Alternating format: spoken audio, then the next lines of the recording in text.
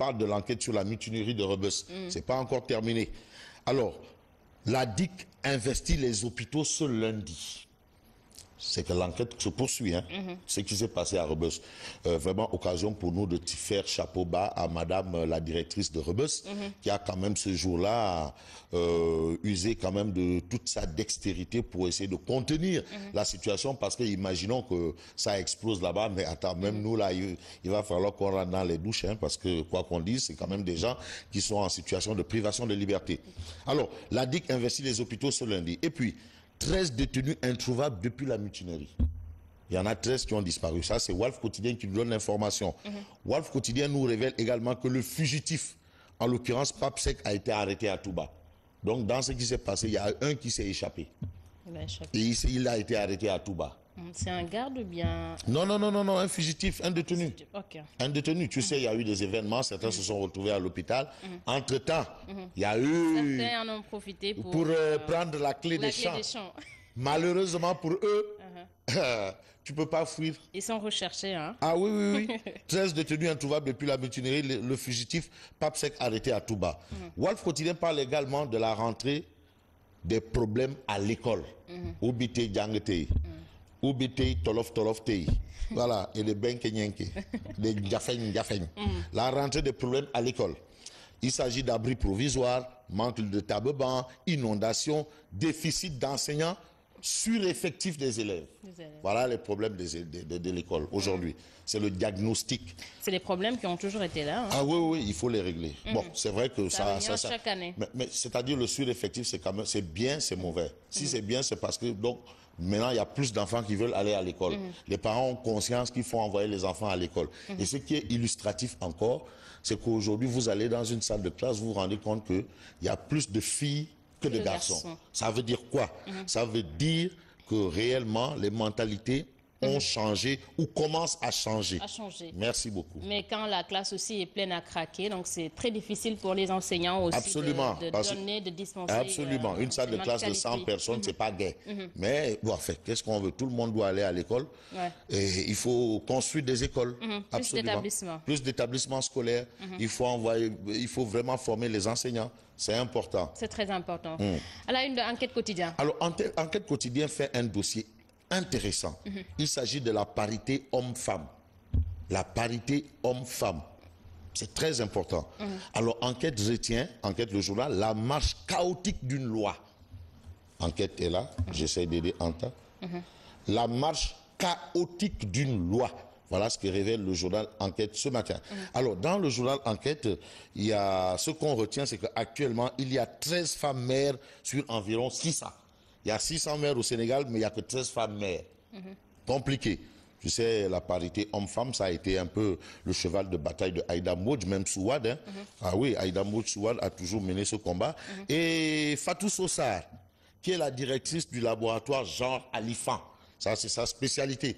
Elle a même été consultée dans des pays qui ont réussi la parité, comme le Rwanda. Aujourd'hui, le Rwanda, la parité, c'est réglé. Hein? C'est réglé. Homme-femme. Alors, Fatou Sossar soutient dans l'enquête, la loi sur la parité comporte des lacunes. Bien entendu. Une loi, on doit toujours la parfaire. Momar Séningaï, journaliste. Mon grand frère Momar Séningaï, lui, il considère que la parité est une absurdité. Ah, je pense même que très bientôt, on verra un député qui va revenir sur cette loi à l'Assemblée nationale. Probablement. Voilà, probablement. Et je pense que c'est bien la parité, mais il faut pas qu'on soit dans l'obligation de mettre homme-femme. C'est pas parce qu'il faut des femmes compétentes, vraiment. De qualité, de valeur, des femmes dynamiques. Ah oui, mais on en a. Non, Sénégal. On en a, ça c'est sûr. Ah non, il y en a. Ah oui, vraiment, on en a, mais quand même, il faut plus miser sur la qualité. Absolument, c'est important. La matière grise, il faudrait que le cibolo soit un cibolo vraiment de qualité. Le cibolo. On a des dames de fer, hein, des dames vraiment qui se battent. Le cibolo. Le populaire. Le populaire. Alors, le populaire parle de violence politique. Le monstre est toujours vivant. Une dizaine de blessés dans l'assaut du siège du parti Réumi. Des nervis armés de coupe-coupe, couteaux, bâtons et pierres ont mené l'attaque. Un des blessés gravement atteint. Ça, c'est l'information à lire à la une du populaire. Alors, on est encore dans cette histoire qu'on appelle la violence politique. Politique. Voilà. Et du côté de Réumi, on pointe un doigt accusateur ça me rappelle sur un le peu pouvoir. l'histoire de Barthélémy Diaz. Absolument. C'est la violence. Ils ont une réunion, ils sont assiégés, attaqués à l'arme, avec des coupes-coupes, couteaux, bâtons, pierres. Finalement, on n'est pas... C'est pas de ça qu'on a besoin au Sénégal. On a besoin de politique de développement. Absolument. Voilà. C'est ce qui est plus important. Il faut vraiment nous apporter des idées, de grâce. Maintenant, les enfants d'écurie, là, les vagabonds et les voyous, là, vous, maintenant, allez-y. Bon, je sais pas, trouvez-vous un autre endroit, mais pas dans la politique. Franchement, là-bas, on réfléchit. La tribune. Alors, la tribune titre Timis en plein jeu. Alors, Franck Timis prend El Hadji Diouf, qui va déposer une plainte aujourd'hui. D'ailleurs, El Hadji Diouf va faire une conférence de presse cet après-midi devant le tribunal. Ça, c'est inédit, ça, devant le tribunal. Conférence de presse, debout, sous le soleil, sous la canicule. Ça, c'est Lénine. Hein. Lénine, voilà, c'est bon, allez, c'est vrai, hein, Franck Timis avait vraiment menacé ces personnes. Il est en train de menacer, il dit non, écoutez, on va aller très vite. Très vite. Bon, Aliou Tine de Amnesty International soutient qu'il faut un consensus national contre Timis. Tine Aliou. Tine Aliou. Ouais, Tine Aliou, le droit de l'homiste, le plus populaire du Sénégal. Du Sénégal. Absolument. Que nous révèle l'As Quotidien ce matin? Alors, l'As Quotidien parle de l'affaire Petrotim. Timis lance l'assaut. Franck Timis commet Maître El Hadji Diouf et poursuit 21 personnalités. Parmi les en tout cas, Abdoulaye Wade, Karim, Ndéné, Pierre Goudiaby sont cités comme témoins dans cette affaire. Bon, Mamba. Merci Mamba Ndiaye. Non, mais Mamba, il s'est tellement bien occupé de nous à Rufisque. Non, il faut aller à Rufisque. Non, il faut aller à Rufisque. Bien. Chapeau à Mamba. Tu sais ce que j'ai pris au déjeuner à Rufisque? Un bahalounar. C'est très bien. Ça, c'était une parenthèse. Une parenthèse. On parle de Timis qui lance l'assaut avec l'As Quotidien. Abdoulaye Wade, Karim Ndéné, Pierre Goudiaby cités à témoin. Réaction de Malick Gakou du grand parti Soukoli Sénégal et coordonnateur du Front Ouattou Sénégal. Les menaces, c'est de la poussière. C'est rien du tout. L'opposition donc n'est pas du tout ébranlée par... Non, c'est de la poussière. Par les menaces. C'est de la poussière. Voilà. On verra avec Boun Abdallah Dionne, Malick Gakou disait c'est du vent. Maintenant, c'est de la poussière. Après, ce sera quoi?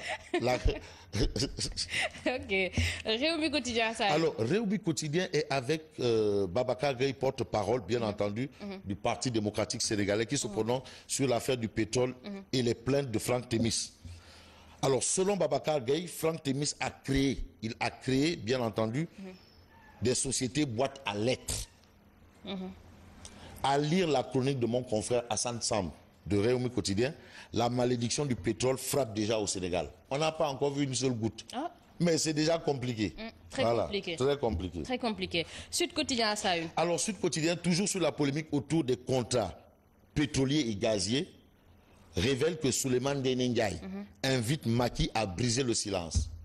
Macky doit se prononcer sur la question. De quoi il en est? Qu'est-ce qui se passe? Je vais vous donner la réponse de Macky. Il vous dira il n'en est absolument rien du tout. Ça, c'est Macky Sall. Je vous donne la réponse de Macky. Il va inviter à peut-être clore le débat. C'est la réponse de Macky Sall. Il n'en est absolument rien du tout. Et je mets au défi quiconque. Si ce n'est pas ça que Macky Sall vous dira. Voilà. En tout cas, c'est le président de Fabrice Nguema. Oui, c'est le président. Il est informé. Non, 2019, le rendez-vous est pris, 72%. 72% du suffrage universel. 72%. C'est le président de Nguema. Témoin quotidien. Alors, le témoin quotidien parle du forum civil. Mohamedou Mbodj accusé de malgouvernance. C'est-à-dire l'homme qui est la cheville ouvrière de la bonne gouvernance est accusé de malgouvernance. Pourquoi? En tout cas, selon les détracteurs de Mohamedou Mbodj, il s'accroche à son mandat qui a expiré depuis 2014. Et il refuse de libérer son poste à la Sénat. Mbodj. Ça va. Mbodj. Mais réaction de Mohamedou Mbodj? Mohamedou Mbodj, dans le témoin quotidien, parle de délation, de calomnie et se dit pressé de partir. Il est pressé, il est fatigué, il veut partir. Alors, le soleil. Alors, le soleil parle de financement des bailleurs pour le Sénégal. Il s'agit de 125 milliards de francs CFA pour l'eau, l'agriculture et le social. Tu sais, l'agriculture, ça, c'est notre domaine de prédilection parce qu'il faut qu'on mange. Le riz de la vallée, nice. L'arachide, tu n'entends plus, on ne parle plus de bon impayé, de ceci, de cela, et tout à patati.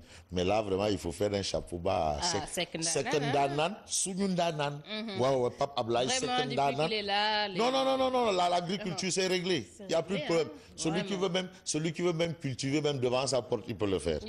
Ouais. C'est permis. Tout, hein, même l'horticulture, hein, tu vois, les patates, les tout nice. Carottes, non, nice. Tranquille. Ouais, c'est que nanan, Le quotidien. Alors, le quotidien parle de Mondial 2018. Vainqueur des requins bleus. Vraiment, les Cap-Verdiens, ils peuvent changer un peu leur nom. Requins bleus, j'en connais des blancs et des gris, mais des bleus. Les lions prennent le cap. Alors, les lions du pays de la Teranga, de grâce, les lions de la Teranga, est-ce que ça se dit? Bon, je préfère dire les lions du pays de la Teranga prennent le cap, selon bien entendu le quotidien ce matin. Merci à Nguema Fabrice. Merci à toi également. C'était tout pour la revue des titres des informations très variées ce matin. À vous de choisir l'information qui vous intéresse, Nguema. On se retrouve demain, Inch'Allah. Absolument. Merci à Nguema Fabrice, merci également à vous. Je vous retrouve tout de suite, c'est pour le journal.